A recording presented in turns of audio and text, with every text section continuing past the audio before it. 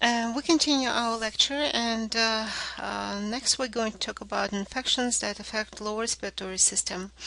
And we start with pneumonias. The first pneumonia is called pneumococcal pneumonia because it's caused by a Streptococcus pneumonia. And as I said before, pneumococcus, this is the old name of Streptococcus pneumonia. So, pneumococcal pneumonia is caused by strep pneumonia, which is gram-positive diplococcus. It produces alpha hemolysis on the blood agar plate. It is catalase negative.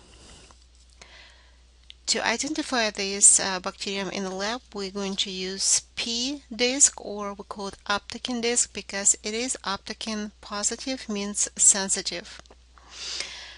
The bacterium is very aggressive, and the reason why it's so aggressive is it has a thick mucoid capsule.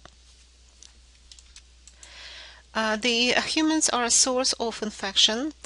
Pneumonia is transmitted by respiratory droplets, and the symptoms of infection will be fever, chills, headache, muscle aches, cough. Usually it is a dry cough in the beginning of infection and a productive cough in the end of infection. Difficulty breathing. Sometimes patients will complain on the chest pain. For treatment, we're going to use antibiotics, for example, penicillin, and the vaccine is available. The next group we call other pneumonias, because besides Streptococcus pneumonia, pneumonia can be caused by also Staphylococcus aureus, Haemophilus influenza in children, Klebsiella species, E. coli, Proteus species. And you have to remember that if pneumonia is recurrent, it means scars will be formed in those areas. As a result, usually patients become disabled. The next group is what we call atypical pneumonias, and we start with primary atypical pneumonia. We also call it walking pneumonia. It is caused by Mycoplasma pneumonia. Like all mycoplasmas, it has no cell wall, so there is no Gram-Stein reaction for this bacterium. As I said, another name for this type of pneumonia is walking pneumonia. Why? Because it's a mild kind of pneumonia and usually affects young individuals, for example, students. And we call it walking pneumonia because most of the times those patients even not aware that they have actually pneumonia. They think that they have some kind of upper or lower respiratory tract infection. For the treatment of this infection, we're going to use antibiotics, for example, tetracycline or erythromycin. Of course, we're not going to use penicillin because remember the target for penicillin will be a cell wall. And since mycoplasmas have no cell wall, penicillin will not work in that case. Next atypical pneumonia is chlamydial pneumonia caused by Chlamydia psittaci. Like all chlamydias, Chlamydia psittaci is obligate intracellular pathogen. Once again, there's no Gram-Stein reaction for this bacterium. The source of infection will be sick birds or bird droppings or sick infected individual. Transmitted by respiratory droplets, or people get infected when they inhale the infected bird's droppings. This type of pneumonia, atypical pneumonia, is more serious. People usually develop a high fever, confusion, shortness of breath. Infection is diagnosed serologically. We're looking for presence of antibodies in the patient's serum. For the treatment, we're going to use antibiotics. For example, tetracycline can be a drug of choice. The name of the next infection is Legionellosis, caused by Legionella pneumophila, which is very small bacillus. It is motile. It is very difficult to grow. Then it doesn't accept any Gram-Stein. And the first outbreak of Legionellosis we had in 1976 in Philadelphia during the American Legion's convention, when almost 200 people got infected, and you see 29 of them died. The source of infection will be natural or artificial water supplies, and in this case it was the air conditioning system of the hotel where all those people lived. Transmitted through the air by respiratory droplets as well. The infection is pretty serious infection. Patients develop high fever, chills, cough. And usually if you do the chest x-ray, you will be able to see that actually the whole lobe of lung is involved into inflammation. You'll see the consolidation of the entire lobe of the lung. Also, Legionella pneumophila is intracellular pathogen, so that's why it's so difficult to treat this infection. For treatment, we're going to use antibiotics, for example, erythromycin. Alright, the next infection we're going to talk about is pertussis, or whooping cough, or we can call it tracheobronchitis, because those two areas of respiratory tract will be affected. Whooping cough is caused by a Bordetella pertussis, which is a gram-negative coccobacillus. Once again, remember, coccobacillus are very aggressive pathogens, and this one is not exception. It is a very contagious infection. The humans are reservoirs of this infection in nature, and usually this infection affects children, infants, and young children, but adults also can be infected and develop symptoms of pertussis. This bacterium grows on potato glycerol blood agar, and infection is transmitted by respiratory droplets. And the symptoms of infection, besides symptoms of intoxication, fever, chills, headache, muscle aches, the main very specific symptom will be prolonged, uncontrollable, very intense whooping cough. The cough is so intense, sometimes at the end of coughing, those children start vomiting.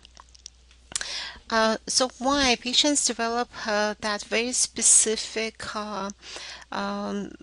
whooping cough? Because the causative agent of this infection will be a toxin that is produced by Bordetella pertussis.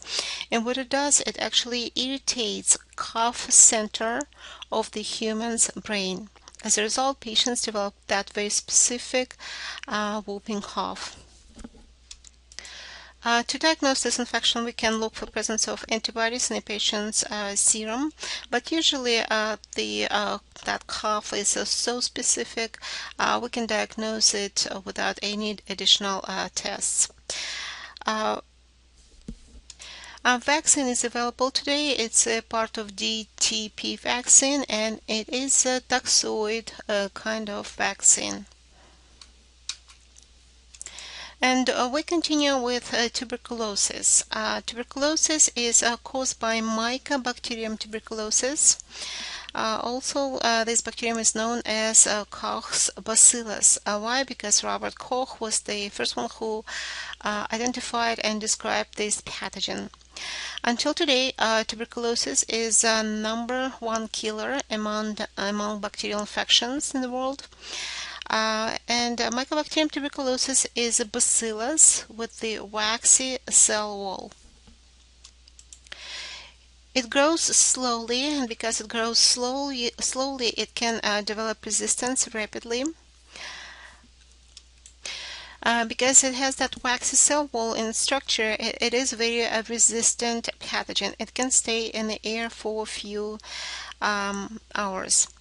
Mycobacterium tuberculosis is an obligate aerobe. It requires oxygen for growth.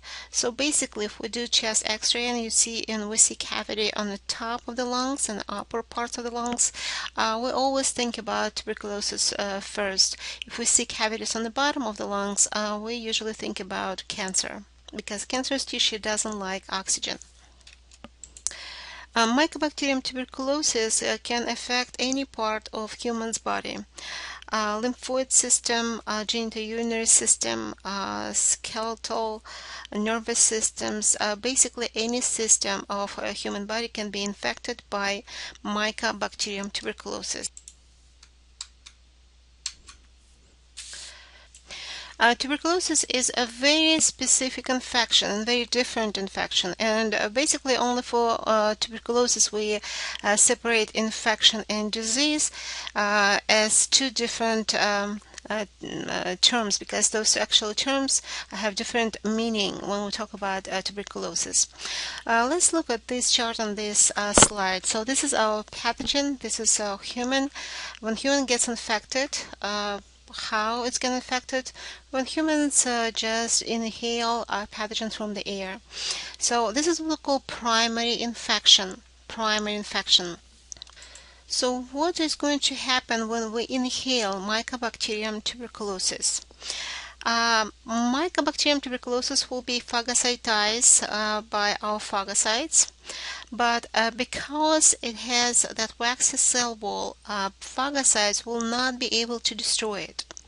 So Mycobacterium tuberculosis will stay within phagocyte, will grow, multiply, and eventually immune system will try to isolate that lymph node where Mycobacterium tuberculosis is located.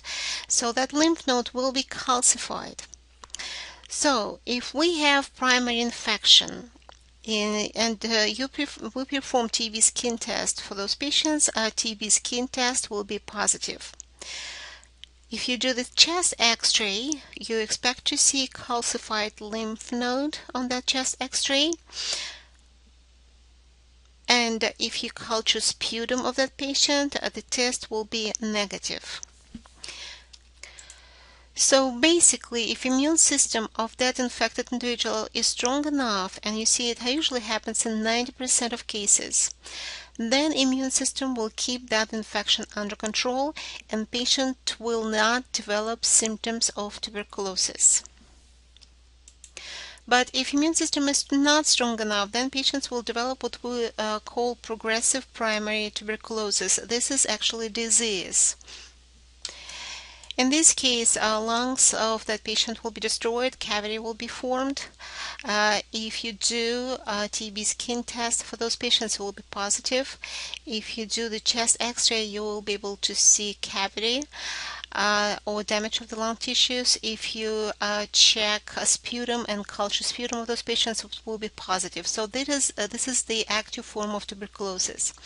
Very often this pathogen spreads beyond a respiratory system, can affect bones, kidneys, nervous system.